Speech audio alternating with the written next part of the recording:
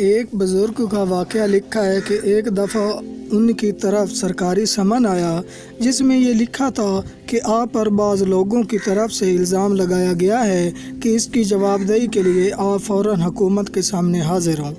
وہ یہ سن کر حیران رہ گئے کیونکہ وہ ذکر الہی میں ہمیشہ مشغول رہتے تھے، مگر چونکہ سرکاری سمن تھا وہ چل پڑے۔ چند میل گئے ہوں گے کہ آندھی آئی اور اندھیرا چھا گیا، آسمان پر بادل امڈ آئے اور بارش شروع ہو گئی۔ وہ اس وقت جنگل میں سے گزر رہے تھے جس میں دور دور تک آبادی کا نام و نشان نہ تھا، صرف چند جھونپڑیاں اس جنگل میں نظر آئیں۔ وہ ایک جھونپڑی کے قریب پہنچے اور آواز دی۔ اندر سے جواب آیا کہ آ جائیے۔ انہوں نے گھوڑا باندھا اور اندر چلے گئے تو دیکھا ایک اپاہج شخص چارپائی پر پڑا ہے۔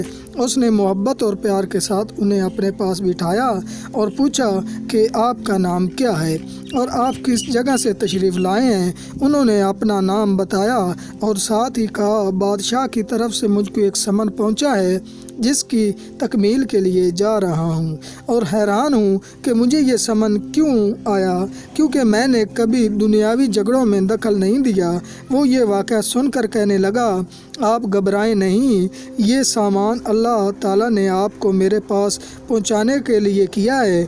میں اپاہج ہوں، رات دن چارپائی پر پڑا رہتا ہوں، مجھ میں چلنے کی طاقت نہیں، لیکن میں نے اپنے دوستوں سے آپ کا کئی بار ذکر سنا ہے اور آپ کی بزرگی کی شہرت میرے کانوں تک پہنچی۔ میں اللہ تعالیٰ سے ہمیشہ یہ دعا کرتا تھا، یا اللہ قسمت والے تو وہاں چلے جاتے ہیں، میں غریب مسکین اور عاجز انسان اس بزرگ کے قدموں تک کس طرح پہنچ سکتا ہوں؟ تو اپنے فضل سے ایسے سامان پیدا فرما کہ میری ان سے ملاقات ہو جائے۔ سمجھتا ہوں کہ اس سمن کے بہانے اللہ تعالیٰ نے آپ کو محض میرے پاس لایا ہے۔ ابھی وہ یہ باتیں کر ہی رہے تھے کہ باہر سے آواز آئی، بارش ہو رہی ہے، اگر اجازت ہو تو اندر آ جاؤں۔ انہوں نے دروازہ کھولا اور ایک شخص اندر آیا، یہ سرکاری پیادہ تھا۔